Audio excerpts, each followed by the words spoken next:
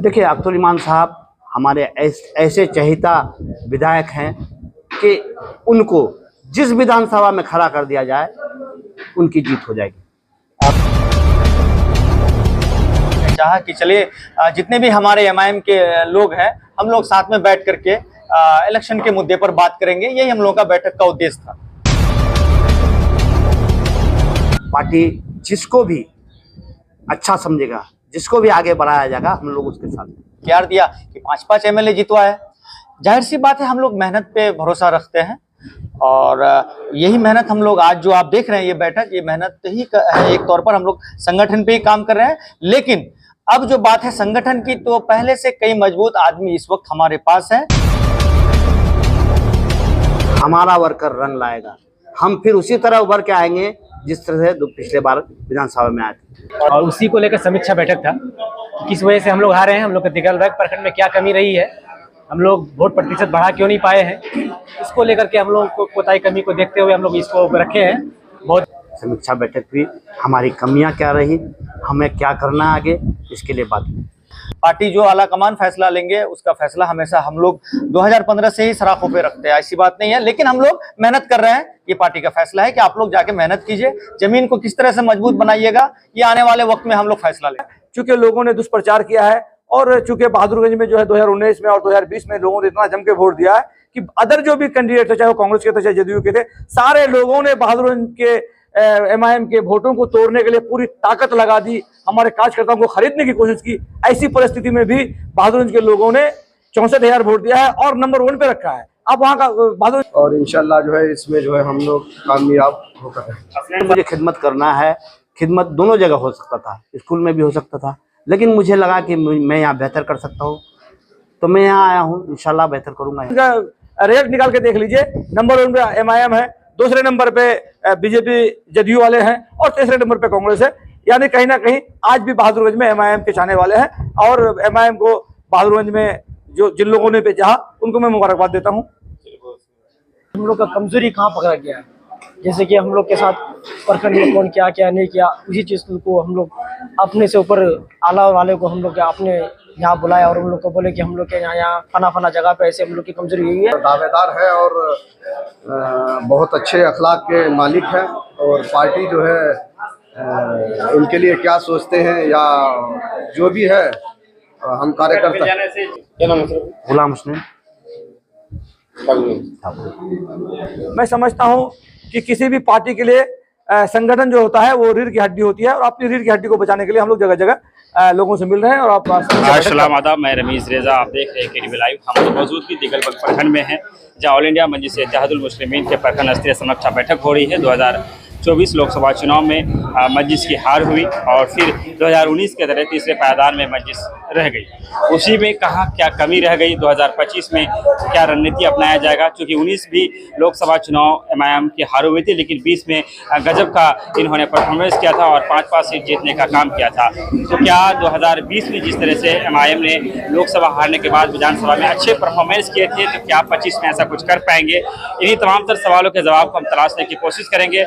हसरैन साहब जो कि यहाँ मौजूद हैं, तमाम तर जो एमआईएम से राहिल अनवर साहब, तौसीफ आलम साहब, तमाम तर लोग जो है हसमत साहब हैं, हम तमाम तर लोगों की राय को जानेंगे, वो लोग क्या कहना चाहते हैं। हम चाहेंगे वीडियो में अंत तक बने रहे। आज मजलिस की समीक्षा बैठक में, समीक्षा मीटिंग में क्या कुछ निकल कर सामने आ रहा है, तमाम तर चीज़ों से हम आपको रूबरू कराना चाहेंगे। आप वीडियो में अंत तक जरूर बने रहे। घाट में क्या कुछ बातें हुई सर, और सुनने में आ रहा है कि इस बार आप भी विधानसभा हैं और उसका दावेदारी पेश कर रहे हैं। सबसे पहले तो आप लोगों का शुक्रिया और आप लोगों ने वक्त दिया है। आज टप्पू में हम लोग कार्यकर्ता की एक बैठक रखे थे, समीक्षा बैठक। काफ़ी गैपिंग हो रहा था हम लोग को रिजल्ट के बाद, अपने वर्करों से बात करने के लिए। और आज समय निकाल के, चूँकि बीच में खेती वगैरह समय था, इसलिए भी हम लोग इस बात को थोड़ा लेट किए। आज उसी बात पर हम लोग बैठक रखे थे, समीक्षा बैठक भी हमारी कमियां क्या रही, हमें क्या करना आगे, इसके लिए बात हुई। सर, ठाकुरगंज में पिछली बार के बनिस्बत लोकसभा में चुनाव में वोट मार्जिन बढ़ा है, लेकिन जो सोच रहे थे लोग, जो जिताया जा रहा था उतना वोट नहीं आया, आखिर कमी कहाँ रह गई है? नहीं, मुझे तकलीफ है इस बात से कि वोट लोगों ने कहा कि वोट बढ़ा है, लेकिन मैं ये कह रहा हूँ कि मेरी मेहनत के हिसाब से जितना वोट होना था वो नहीं हुआ है। कहीं ना कहीं हम लोग चुके हैं, हमारी पार्टी चुकी है, या पैसों के बल पर लोग हमसे आगे निकल गए। विधानसभा कैंडिडेट का दावेदारी पेश कर रहे हैं, ऐसी बातें सुनने में आ रही है, और आपके अलावा भी 3-4 विधानसभा कैंडिडेट यहाँ पे दावेदारी पेश कर चुके हैं। क्या कुछ कहेंगे इसको लेकर के? ऐसी बात नहीं है, पार्टी में अगर ज़्यादा दावेदारी होती है तो इसका साफ जाहिर है कि हमारी पार्टी मजबूत हो रही है। पार्टी जिसको भी अच्छा समझेगा, जिसको भी आगे बढ़ाया जाएगा, हम लोग उसके साथ। आने वाली नीति रहेगी 2025 के लिए, जो 2020 में पार्टी ने बेहतर परिचय दिया था, जबकि 19 में भी लोकसभा हार गए। नहीं, आप ये जीता जागता सबूत है कि MIM को हर विधानसभा में लगभग 50,000 वोट मिला है। आप देखेंगे 2025 में हमारा पार्टी, हमारा वर्कर रंग लाएगा। हम फिर उसी तरह उभर के आएंगे जिस तरह से पिछले बार विधानसभा में आए थे। बातें निकल कर सामने आ रही है कि पार्टी में अंदरूनी कलह काफी ज्यादा बढ़ गया है, जिस कारण से पार्टी जितनी तेजी से उभर रही थी थोड़ा सा उसमें ब्रेक लग गया। नहीं, आप गलत मैसेज है। अंदरूनी कलह कहाँ है? विधानसभा स्तर पर तो नहीं देख रहे हैं, ऊपर में तो हमारे आला लोग हैं, एकदम फ्रेश लोग हैं, उसमें कहीं कलह है ही नहीं। अख्तर ईमान साहब कहाँ से विधायक हो सकते हैं? जानकारी है यहाँ से चुनाव कहाँ से? देखिए, अख्तर ईमान साहब हमारे ऐसे चहेता विधायक हैं कि उनको जिस विधानसभा में खड़ा कर दिया जाए उनकी जीत हो जाएगी। आपने MIM के लिए अपनी जो आपकी नौकरी है उसे कुर्बान कर दिया, क्या लगता है आगे की क्या सोच है? किस तरह से आप क्या करेंगे? जो ठाकुर की आवाम है, किसी की आवाम के लिए क्या कुछ करने का इरादा रखते हैं आप? देखिए, मुझे खिदमत करना है। खिदमत दोनों जगह हो सकता था, स्कूल में भी हो सकता था, लेकिन मुझे लगा कि मैं यहाँ बेहतर कर सकता हूँ, तो मैं यहाँ आया हूँ। इंशाल्लाह बेहतर करूँगा। बैंक के टप्पू घाट में MIM द्वारा प्रोग्राम रखा गया था, किस बारे में रखा गया था, और क्या इस प्रोग्राम को 2025 के साथ जोड़ा गया? नहीं, ये हम लोगों का ऐसे ही शुरुआत से ही प्रोग्राम चल रहा है, और 2015 से जब से पार्टी हम लोग यहाँ लेके आए तब से ऐसी प्रोग्राम कर रहे हैं। लेकिन आज जो बैठक थी वो समीक्षा बैठक थी। सारे ब्लॉक में लगभग समीक्षा हो चुका था, और यहाँ जो है काफ़ी देर हो रहा था, तो हम लोग ने चाहा कि चलिए जितने भी हमारे MIM के लोग हैं हम लोग साथ में बैठ करके इलेक्शन के मुद्दे पर बात करेंगे। यही हम लोग का बैठक का उद्देश्य था। क्या कुछ बात हुई आज की बैठक में? बस हम लोग आगे की संगठन को कैसे रफ्तार में लाएं, किस तरह से हमारी हार की कमियां रही है, इस पे कैसे बात हो, और आगे 2025 में अगर यदि चुनाव आयोग चुनाव करवाता है सेम टाइम में, तो उसमें हम लोग किस तरह से अपनी तैयारी के साथ चुनाव लड़े, ये बड़ी बात है। लग रहा है कि आने वाला 2024-2025 में भी कुछ हो सकता है MIM का, क्योंकि MIM इस बार भी जीत रहा था लेकिन तीसरे नंबर में पहुंच गया। देखिए, आपने देखा कि भाई 2019 में हमको हार मिली थी इसी लोकसभा चुनाव के इसमें, लेकिन उसके बाद में MIM में सीमांचल के लोगों ने इतना मोहब्बत और इतना प्यार दिया कि 5-5 MLA जितवाए। जाहिर सी बात है, हम लोग मेहनत पे भरोसा रखते हैं, और यही मेहनत हम लोग आज जो आप देख रहे हैं ये बैठक, ये मेहनत ही है। एक तौर पर हम लोग संगठन पे ही काम कर रहे हैं, लेकिन अब जो बात है संगठन की, तो पहले से कई मजबूत आदमी इस वक्त हमारे पास हैं, जिसका एक रूप हमारे मुखिया हसनैन साहब जो है इस वक्त बगल में बैठे हुए हैं, और हम लोग चाहते हैं कि भाई इनकी अध्यक्षता में एक जो है पूरे विधानसभा में एक संगठन का काम हो। पार्टी का फैसला है, आला कमान का, पार्टी जिनको लड़ाएगा पार्टी वो लड़ेंगे, लेकिन ये चुनाव से ऐसा कोई बात नहीं है। पार्टी का फैसला सराखों पर है, पार्टी जो आला कमान फैसला लेंगे उसका फैसला हमेशा हम लोग 2015 से ही सराखों पे रखते हैं, ऐसी बात नहीं है। लेकिन हम लोग मेहनत कर रहे हैं, ये पार्टी का फैसला है कि आप लोग जाके मेहनत कीजिए, जमीन को किस तरह से मजबूत बनाइएगा ये आने वाले वक्त में हम लोग फैसला लेंगे। क्या कुछ हुआ आज की मीटिंग में? दिगलबंग प्रखंड के टप्पू में आज हम लोग समीक्षा बैठक रखे हैं। 2024 का जो अभी इलेक्शन गुजरा, उसी के मद्देनज़र कि हम लोग क्या कमी रही, किस वजह से जो उम्मीद थी दिगलबंग और ठाकुरगंज में वोटों की, वो उससे थोड़ा कम वोट आया है। हालांकि सम्मानजनक जो वोट आया उसके लिए हम यहाँ के लोगों को मुबारकबाद भी देते हैं। तो कई बातें सामने आई है और उसी पे हम लोग थोड़ा सा चर्चा कर रहे हैं, चूँकि हमारे दिगलबंग में खास करके बहुत मजबूत लोग हमारे साथ में जुड़े हुए हैं और बहुत पुराने साथी लोग हमारे हैं। सब इस बात से दुखी जरूर हैं कि 2024 भी हमारे हाथ से निकल गया, लेकिन इंशाल्लाह फिर 2025 की भी तैयारी हम लोग कर रहे हैं। और मैं समझता हूँ कि किसी भी पार्टी के लिए संगठन जो होता है वो रीढ़ की हड्डी होती है, और अपनी रीढ़ की हड्डी को बचाने के लिए हम लोग जगह जगह लोगों से मिल रहे हैं और आप समीक्षा बैठक कर रहे हैं। सर, चुनाव के बाद आज पहला समीक्षा बैठक है दिगल बैंक के, लेकिन दिगल बैंक के जो प्रखंड अध्यक्ष है वो आपकी मीटिंग से गायब है, क्या समझा है इसको?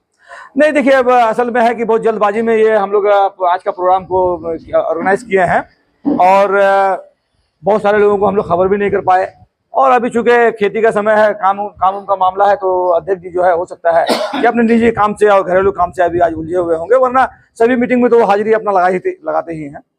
देखा जाए लोकसभा चुनाव में तो ठाकुरगंज बेहतर रहा पिछले बार से, लेकिन बहादुरगंज में आप पिछड़ गए। पिछले बार 67,000 वोट आया था और इस बार 60,000 में अटक गए। आखिर कहाँ पे कमी रही आप लोगों की, या संगठन में मजबूती नहीं रही? निश्चित तौर पर बहादुरगंज में जो 67,000 वोट 2019 में आया था, और इस बार हम लोगों को जो है तकरीबन 64,000 वोट आया है।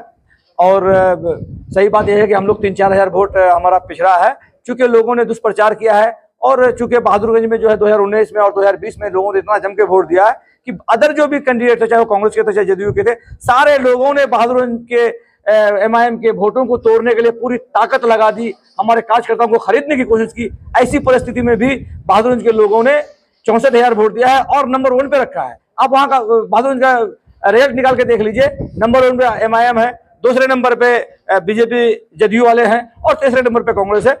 यानी कहीं ना कहीं आज भी बहादुरगंज में MIM के चाहने वाले हैं, और MIM को बहादुरगंज में जो जिन लोगों ने भेजा उनको मैं मुबारकबाद देता हूं। आज की इस मीटिंग को लेकर क्या कहना चाहेंगे, क्योंकि आप स्थानीय हैं यहाँ के? इलेक्शन के बाद हम लोग का एक भी मीटिंग नहीं हुआ था, तो सोचे कि हम लोग तो अफसोस मना रहे हैं कि हम लोग तो हार ही चुके हैं। दुखी की बात, अब हम लोग ये देख रहे हैं कि हम लोग का कमजोरी कहाँ पकड़ा गया है।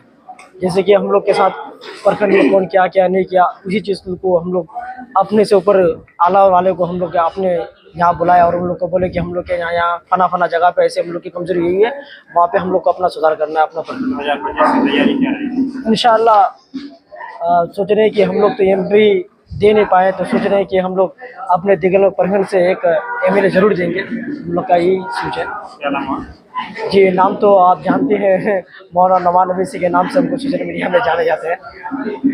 आज के इस मीटिंग को लेकर सर, ये हमारी समीक्षा मीटिंग थी कि लोकसभा के बाद हमारी जो है कोई मीटिंग नहीं हुई, तो हमारे जो बड़े पद में बैठे हुए हैं उन्होंने सोचा कि आज जो है एक मीटिंग रखा जाए, पूरे कार्यकर्ता को जो है फिर एक साथ लाया जाए। अगले मिशन 2025 के लिए ये मिशन जो है हम लोग तैयार कर रहे हैं, और इंशाल्लाह जो है इसमें जो है हम लोग कामयाब होकर रहे हैं। हसनैन साहब मजबूत दावेदारी कर रहे हैं हमसे, इसको लेकर क्या कहना चाहेंगे 25 के लिए? जी, हसनैन साहब एक मजबूत दावेदार है और बहुत अच्छे अखलाक के मालिक हैं, और पार्टी जो है इनके लिए क्या सोचते हैं या जो भी है, हम कार्यकर्ता जाने से जीत की संभावना है, क्या लग रहा है देख करके? जी, इनका नाम बहुत मशहूर है, हम लोग सुने हैं, और आज पहली बार इनसे मुलाकात हुई और मुलाकात की है, बहुत अच्छा लगा कि बहुत अच्छे अखलाक के मालिक हैं, और अगर पार्टी इन पे भरोसा करती है तो हम इनके साथ हैं। क्या नाम है? हशमत आलम, प्रखंड उपाध्यक्ष दिगल। मीटिंग को लेकर जी, मैं दिगल बैंक से युवा प्रखंड अध्यक्ष हूँ और मेरी ही अध्यक्षता में मीटिंग रखी गई है।